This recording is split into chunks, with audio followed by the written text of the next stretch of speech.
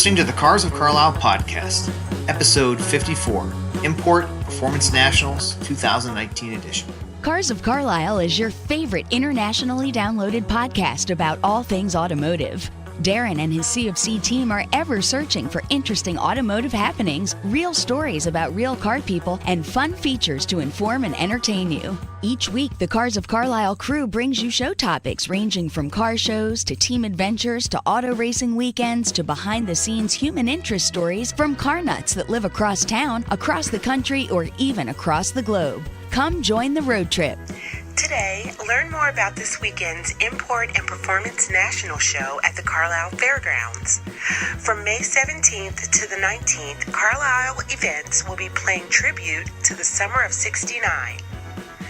Listen in as Darren goes behind the scenes and speaks with Ed B., the co-event manager for the Import and Performance Weekend.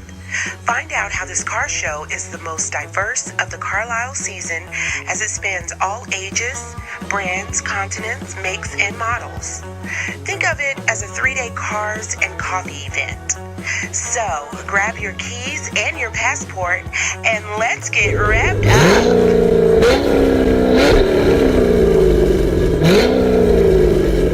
Hello and welcome back, Cubers, to your favorite informative automotive podcast. I am your trusted host, Darren. So glad to have you back. This week, we talked to Ed Bizeski and get a little bit behind the scenes of what's coming up this weekend with the 2019 Import Performance National Show. And before we jump into that, a big thank you to our sponsor on the West Coast, to Man Engineering for all things Subaru performance. Check out Gary Liu and his team at man-engineering.com. Okay, so episode 54 needs a trivia question. And because the 2019 Import Performance Show is paying homage to the summer of '69, I have decided to pick a vehicle from 1969. So, what car in Too Fast, Too Furious was featured as it was driven by the character Corpy and Brian O'Connor? And that would be the Too Fast, Too Furious film. And answer will be at the end of the episode. Stay tuned.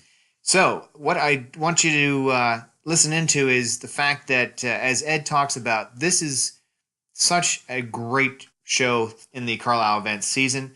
It grabs attention from 16-year-olds to 86-year-olds. It hits on nearly every continent that has a car make. And the fact that the show field is, as we've talked last year, and you're probably well aware if you've attended the show, based on country, based on flags. They have a passport. You go around to the different spots and get it stamped by models that are dressed in attire from each of those countries.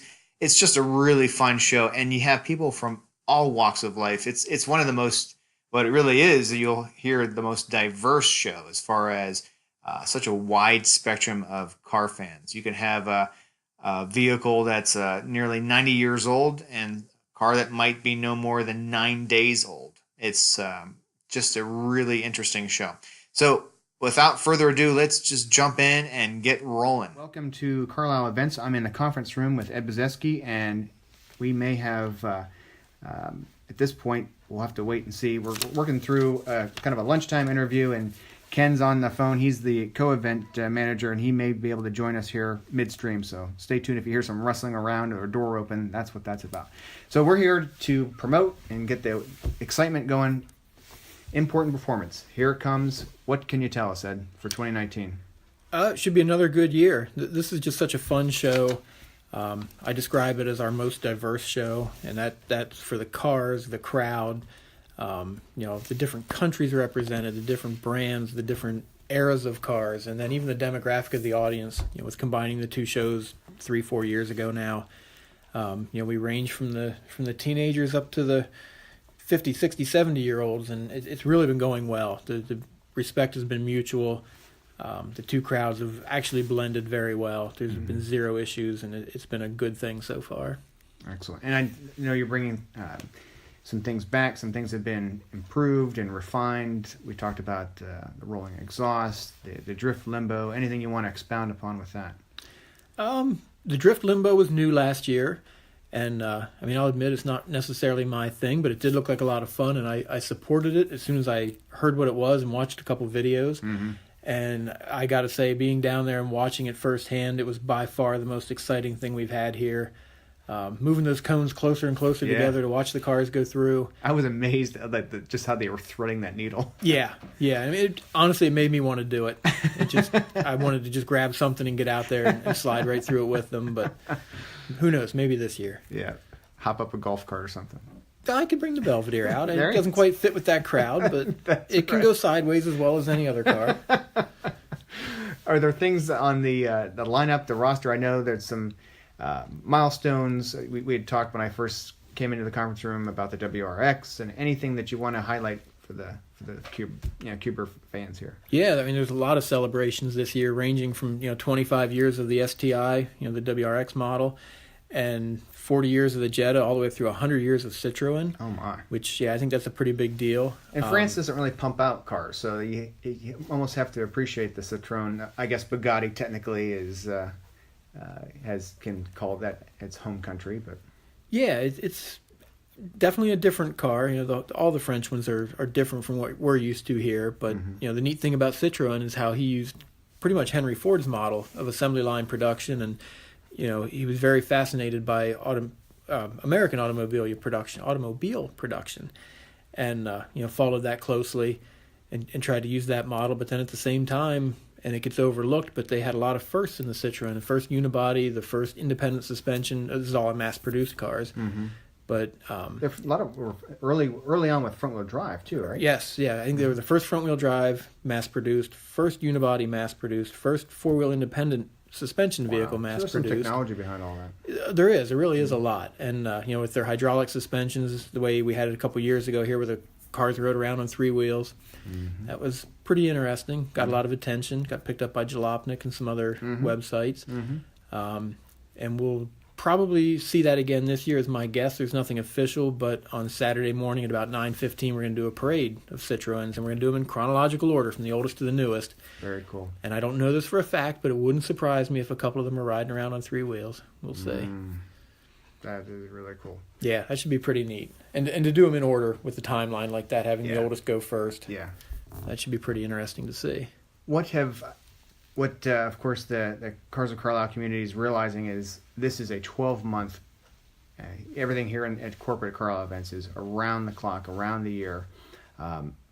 Anything that you've been working throughout these off months to get ready for this show in particular with import and performance? Oh, all the things that were mentioned. When you said about a 12-month process, I thought you meant for each show, and it's really about an 18-month. We go like about a year and a half out. Okay. Obviously, you're doing much smaller scale things that far out, but you're getting bigger scale, your anniversaries, and you kind of. It was described to me years ago as a funnel, and it really is right. You're at the top doing all the big stuff, and as it gets down, it gets all the detail and all the finesse of everything. But as far as working on for this year, the things that were mentioned, all these different anniversaries and celebrations, trying to refine some of the activities. Last year we took the exhaust competition from a one-shot deal to 2 qualifying rounds and a finale. Over the 2 days then. Yeah, right. And that went over really well because we had so much demand for it in prior years. And we had to turn people away because we capped it at, I think it was 20 vehicles, and then we'd put a couple alternates down there in case somebody didn't show. So you had guys 21, 22, and 23 just waiting and hoping somebody else didn't show up. Or a mechanical issue. Or that, yeah. And we just thought, well, why not add more? It certainly put more work on us, the staff, but that's what we're here for, and we actually enjoy that. It's not a bad thing to be running. You just want to make sure you can cover it all. That's right. But it's not really a bad thing to run from one activity to another. There's not really a lot of downtime for us or hopefully for the attendees. That's right. So we expanded the exhaust competition, and that went really well. Caught wind of this drift limbo thing last year and thought, let's see what that's like. And boy, we added it, and just very exciting. I mean, so neat to watch those cars going through and like you said, just barely fitting through. Oh, it is. A couple of times they hit the cones, but that's part of it. That's right. And working with the Citroen Club for this 100-year anniversary, that's been pretty neat. Brad Noss, he's actually local here in Mechanicsburg, big Citroen guy. We actually used to have a Citroen dealer. It was in northern York County, but that was actually his uncle, Red. And Brad worked for his uncle at the dealership, and And actually, the whole reason we have this import show is because of Red. He got with Bill and Chip back in the 80s and kept telling them, you guys need an import show. People come to spring and fall, and it's all domestic stuff. And, kept bending their ear and twisting their arm, and finally they caved in and started it in 1986, and here we are. That was my next question to verify. All these years later, we're still doing it, and it's really largely due to Red. And I confirmed that with Bill last week during Spring Carlisle. I wanted to make sure before I said anything publicly that even he concurred, and he said absolutely. And he was honored to, when Red had passed away a couple years ago, this company actually handle the auction for the family and was kind of responsible for helping to sell everything off. But so yeah, Red kind of passed the torch to Brad, and he started his own shop there in Mechanicsburg, Brad Noss Automotive, focusing on Citroen. And I've been working with him from the day I got here. He's been one of the best guys, easiest to work with.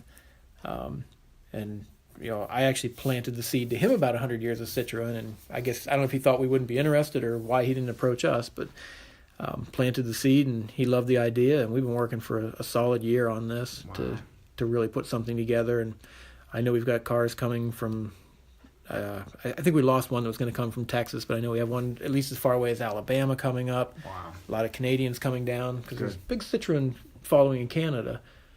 So we've been working on that for quite a while. And on the subject of French cars, Marvin and the group from the Renault Club, they're not one to be outdone. Okay. So they've stepped it up from their usual Renault display and building R. They're going to add Alpines this year, which those are cool. They are really neat. Yeah, they were ahead of their time. Yeah, not your typical. Some of the French cars have a very unique look, whereas the Alpines have a nice sporty, almost modern look. Yes. And still not to be outdone, they're doing a vintage motorcycle and scooter display.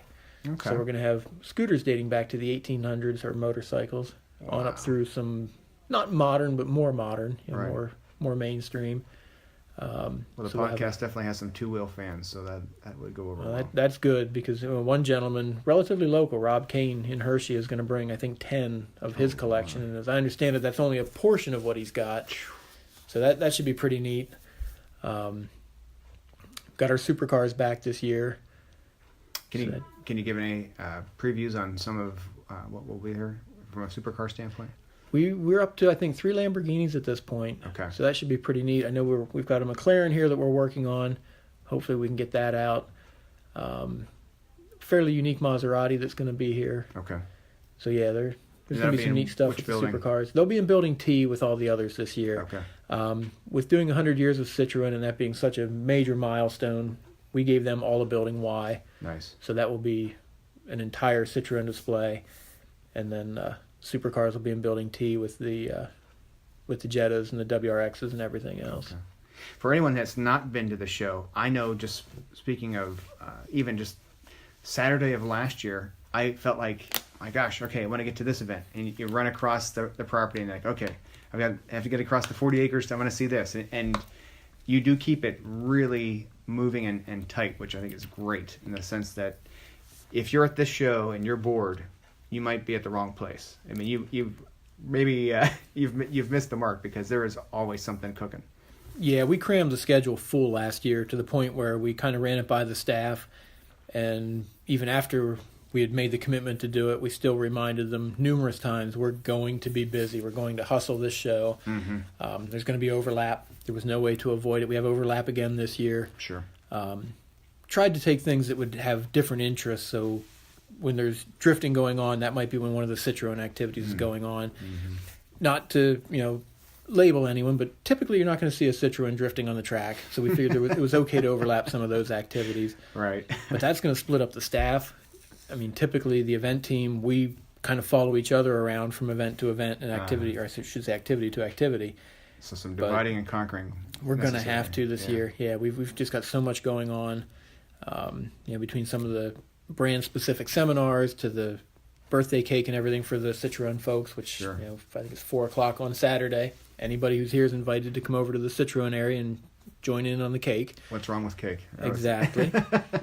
But between the low car limbo and the exhaust contest and the drift limbo, we're going to be running pretty much nonstop. So it will be a full weekend of activities and events, plus the static show field of 1,500, 2,000 cars. It's going to be a and lot. I've always really appreciated how you have done by country with the flags, and then of course you've done the passbook or the passport in the past, and that's it's a great, even for adults, but especially if someone's bringing their children or grandchildren or younger ones, it's a great way to get all participants really involved in the show itself. Yeah, and that was the whole point behind the passport. We found, because the show is so diverse, you've got different groups, different factions, and they wouldn't leave their area. They might walk out of their club tent, but only look at the cars that were from their club. Sure.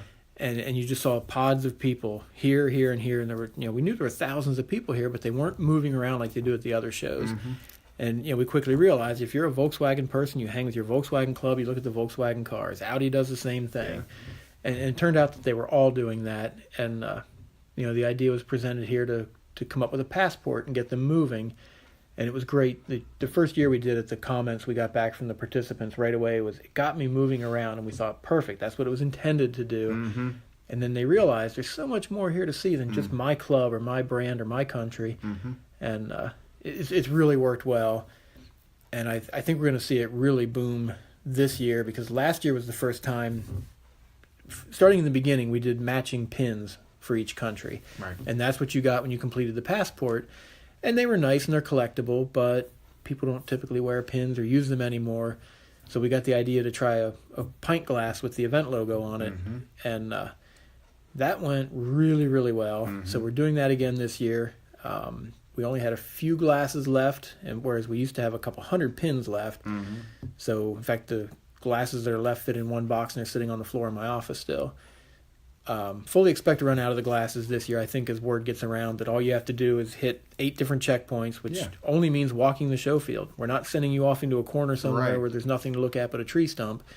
It's and the passport is, they're manned by the models for each country. I was going to say, you preempted me. I was going to say that's not all bad to have to visit someone that's dressed in quasi lederhosen or whatever it might be. So. Yeah, we try to dress them appropriately for each country and make it fun. It's not a, it's still a family-friendly event, so there's nothing inappropriate, but it's nice to get around and, visit the different ladies at the checkpoints, get your passport stamped, and, all you really have to do is walk the show field and look at the cars, which it's a car show. That's what we're here for.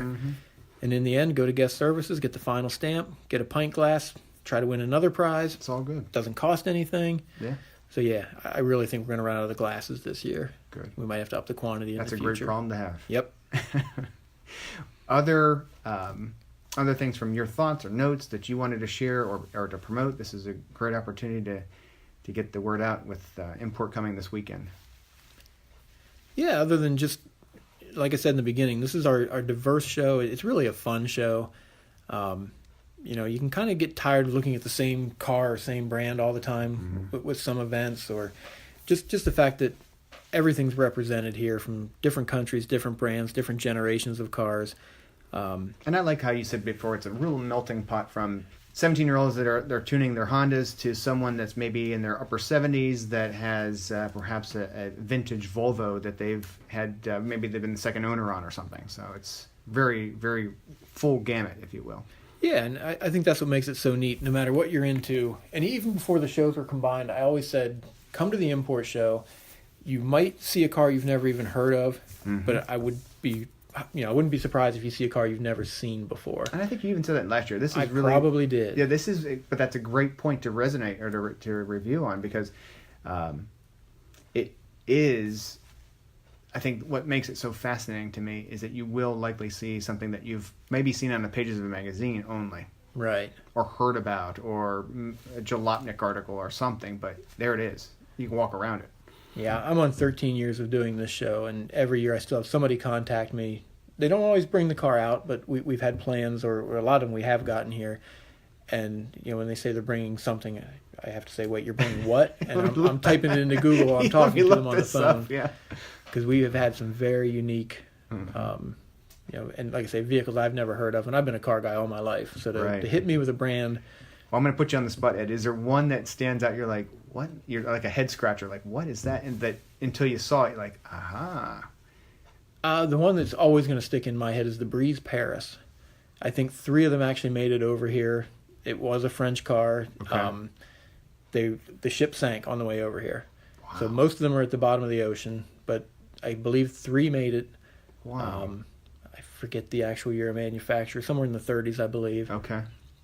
But I had never heard of one. How about and that? It took a lot of Googling even to get some consistent information. There was stuff out there, but it didn't always match up.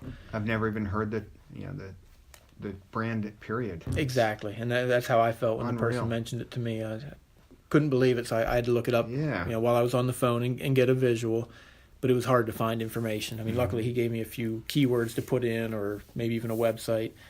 But yeah, that's one that will just always, and I feel like this gentleman might own two of the three, or somehow connected to another one. And then this year, and I thought it was the same one coming back, although I remembered this one's a two-wheel. The one before was a three-wheel, the De Dion Bhutan.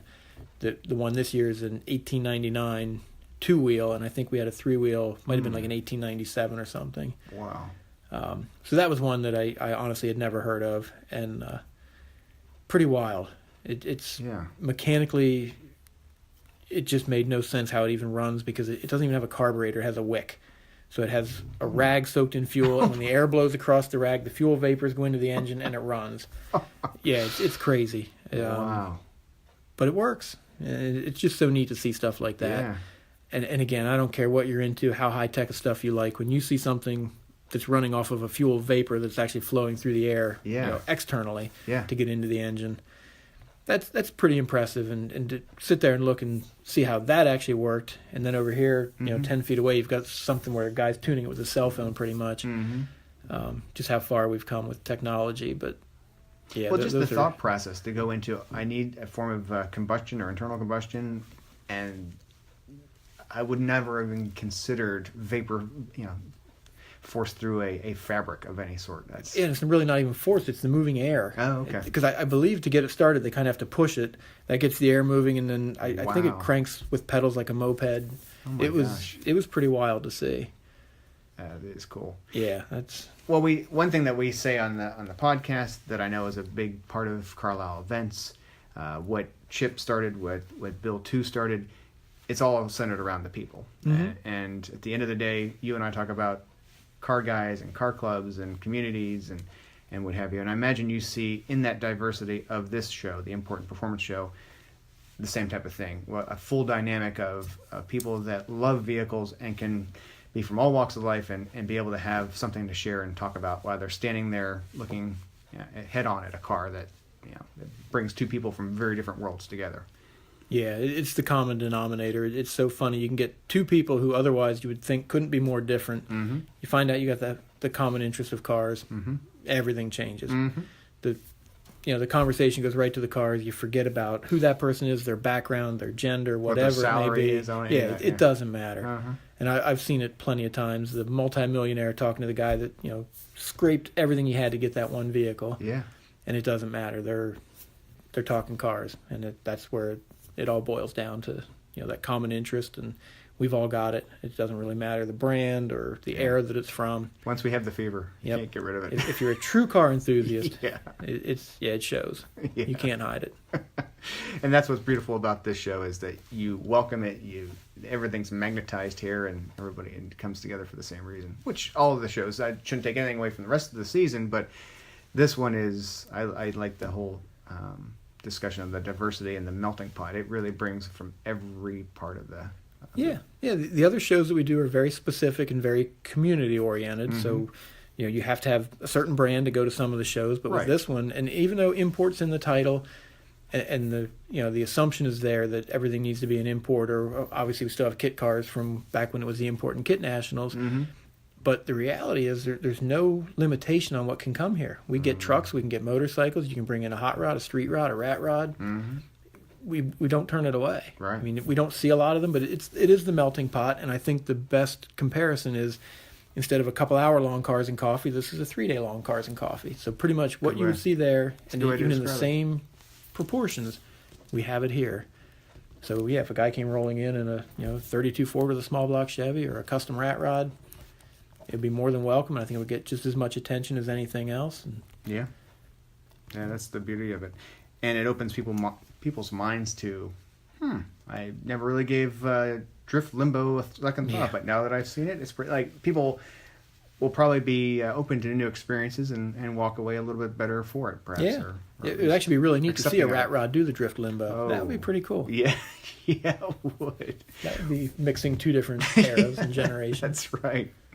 Well, I'm going to give you the final word, Ed. Anything that you'd like to close with? Just hope to see more people coming out. I mean, the folks that don't come to this show are really missing something unique. It is a show. I don't want to say show for everybody. That sounds like it has no direction, but it really is a show that anybody could come to. Maybe some people could do it all in an hour or two, and others are here for the weekend. Mm-hmm. Depending on what you're into. Mm-hmm. But I've always questioned why people pick a single mark show to go to, and especially in the import world, when you can come to this one and see all of those cars plus all the others. Mm-hmm. There's plenty of people that do that. They go to a brand specific show and they do it every weekend or every couple weekends, Mm-hmm. and they're missing out on a lot. There's so much really neat stuff at this show. It's like eating the same bowl of cereal every day of your life. Yeah, never going to the store to go down that cereal aisle to see all the other cereals they make. Right. Or try an omelet, Yeah. Oh, that's good. Well, I know I'll be here this weekend. Thank you so much for opening up and giving really all of your lunch break to talk to us. And thank you, Ed. You're welcome. Thank you, Darren. All right.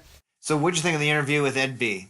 The guy is a walking encyclopedia. I so enjoy sitting down with Ed. What a good guy, good friend, extremely knowledgeable. He's like Mr. Wiki for all things automotive. So I want to make sure that we get that answer to you on the trivia question. And that was, what 1969 vehicle, because of the Summer of 69 theme happening at the Import and Performance Nationals show this coming weekend, which one was featured in the Too Fast, Too Furious? And that is a 1969 Yenko Camaro SYC. That car, as you, if you know the movie, just with the 427 cubic inch, the L72 pushrod V8, and just really very cool car.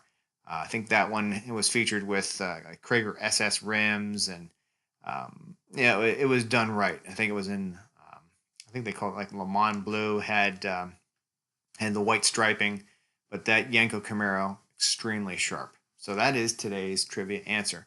And as I mentioned Yenko, that's a good segue to the fact that we have here at the Cars of Carlisle Network, we are going to be having a podcast within a podcast and doing a feature of two of our associates that are 20-somethings that are really into muscle cars and some throwback vehicles. So stay tuned for that. That's coming up here midsummer. They're working on their content, and we're excited to have that be part of the Cars of Carlisle podcast network. All right, well, we're at that point now. We're at the end of the track, and want to wish you guys a great rest of your week. Can't wait to have you come back. Please, if you would, get the word out, subscribe, rate 5 stars, share us with friends, family, coworkers, anyone. We really want to continue to grow this, just the network and the podcast, and bring you the very, very best in content. We thank you for your support. Can't do this without you. This is your podcast. We just happen to be up here in the front seat behind the wheel, but we do it for you guys, and we're so glad to have you along as Cougars and as fans. So for now, I'll say drive well and be well. Take care.